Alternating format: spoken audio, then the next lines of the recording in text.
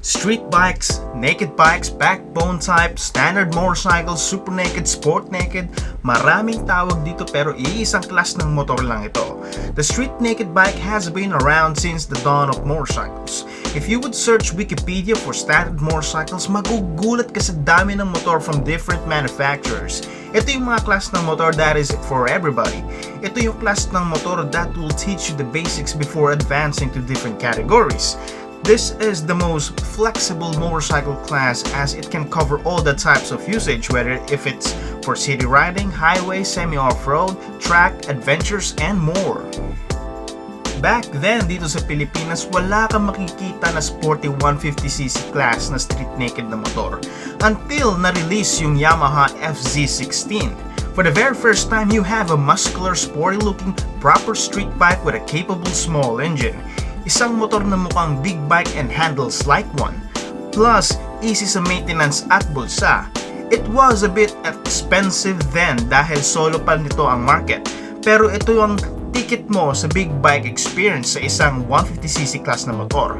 Years later, it was upgraded to fuel injection and nagkaroon na ng unang rifle, the Suzuki GSXS150, which was a great motorcycle and it was my first bike as well. Today, marami ka ng choice from different brands, but I will present 3 150cc class naked bikes from 3 Japanese manufacturers na nagko-compete sa mainit na segment na ito, namely the Yamaha MT15, the Suzuki GSXS150, and the Honda CB150R. So stay tuned and stick around.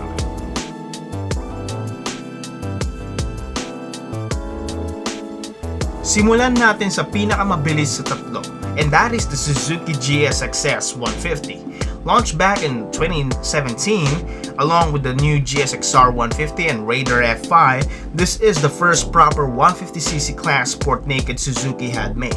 What makes it a proper sport naked? Dahil yan sa makina nito, it uses the legendary Raider engine wherein its DNA comes from the 1997 FXR150. Fast forward today and it is now equipped with fuel injection and liquid cooling to push its performance even more. It is a 147cc twin-cam 4-valve over-squared engine producing 18.9 horsepower at 10,500 RPM and 14 Nm of torque late as 9,000 RPM. Long stroke ang makina, yan ang dahilan kung bakit malaki tignan ito, and nakatono sa top end ang power band ng S150. It can rev high at a prolonged period of time, which makes it powerful sa open road. Combine it with the lowest curb weight of its class, it can reach speeds above 130 km/h depending on the road condition and your body weight. Premium performance without breaking the bank, as the price tag is around 112,000 pesos. Kung malakas ang S150 sa open road, may isang weakness naman ang makina nito, and that is the torque. Bakit nga ba? Ang long stroke engine is prone to have low torque sa lower RPM, which why marami nagrereklamo sa S150 kung kapag binabaybay ang traffic. Mahina ang low RPM torque nito, which will require you to rev the shit out of the engine more pagdating sa singitan at kurbada.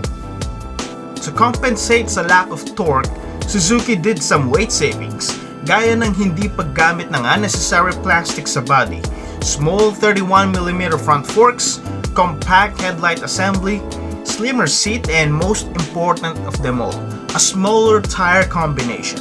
Mapapansin nyo na maliit ang likod at lalo na sa harap, and let's be honest, naliliitan tayo dito compare sa competition ng S150, but may function ito. Having a small tire combination means less weight. And less weight sa wheels means less inertial force needed to make the wheel spin. And less inertial force means better acceleration and better top speed. Sleek and fast, yan ang concept ng S150. Based ito sa GSXS750 but the 150cc version uses a light and fast concept to make it compact and easy to use sa city where you will be using it all the time. LCD din na ang dashboard, LED na rin ang headlight, adjustable rear link type suspension, maganda na rin ang quality na switchgear, and guess what? It is also equipped with Suzuki's Easy Start system. With a seat height of 785mm and a curb weight of 130 kilograms, this is a beginner-friendly bike, and it can accommodate small riders, yet enough to satisfy experienced riders' thirst for speed. Moving to another bike, the Yamaha MT15. Ah yes, the dark side of Japan. Isa ako sa naging owner ng street naked na ito. The first generation was called the TFX150, but when the new R15 version 3 came out, ginamit na nito ang bagong engine platform, and for the very first time, it uses Yamaha's new R1 look corporate design, kung saan MT15, MT03, and Tracer 700 pa lang ang gumagamit nito. The MT15 emphasizes the master of torque character. Gamit nito ang makina ng R15. It is the same 155cc single cam 4-valve squared LZ4V engine, producing 19.3 horsepower at 10,000 RPM and 14.7 Nm of torque at 8,500 RPM. Thanks to variable valve actuation, hindi na nito kailangan maging short stroke to produce healthy torque sa low end and mid-rev range. Go beyond 7,000 RPM and the cams will adjust to produce more top-end power for the open road.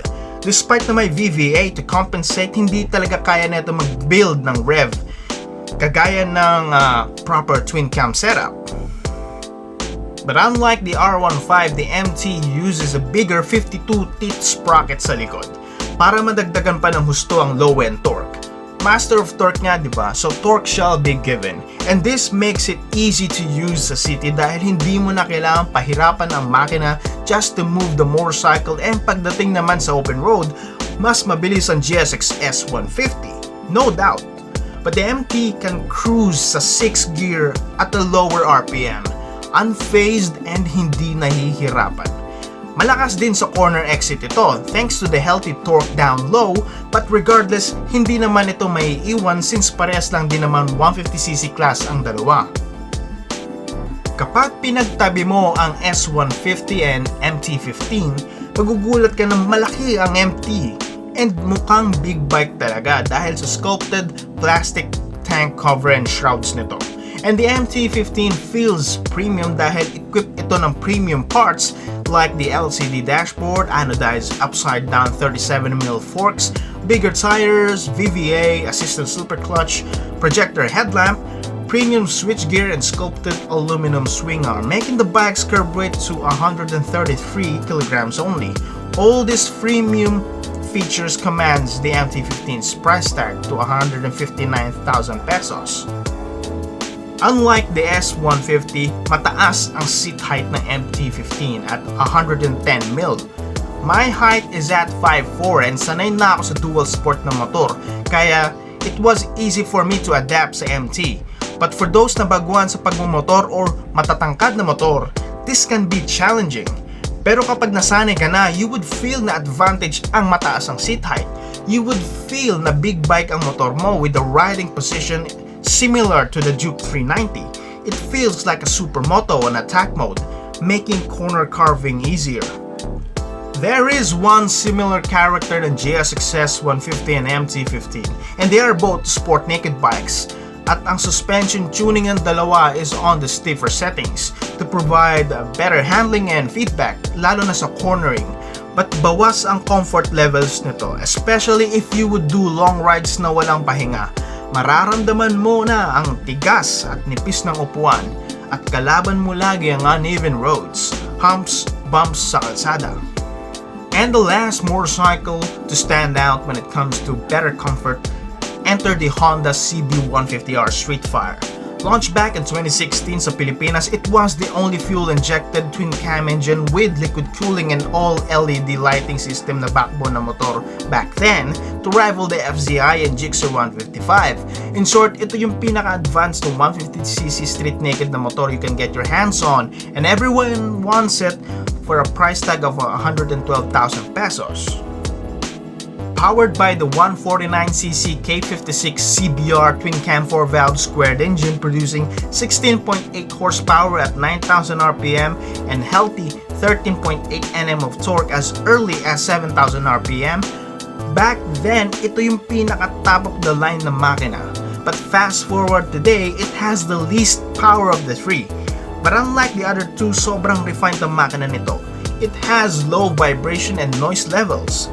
The engine is responsive and builds revs fast as the S150, but as fuel efficient as the LC4V from Yamaha. Balance ang makina as it has good low down torque, healthy mid-range and top-end power thanks to the twin-cam setup. It's the naked version of the CBR. Parehas lang dimensions but you have a nice upright riding stance with a low seat height of 797mm. And just like any Honda, maganda ang quality nito.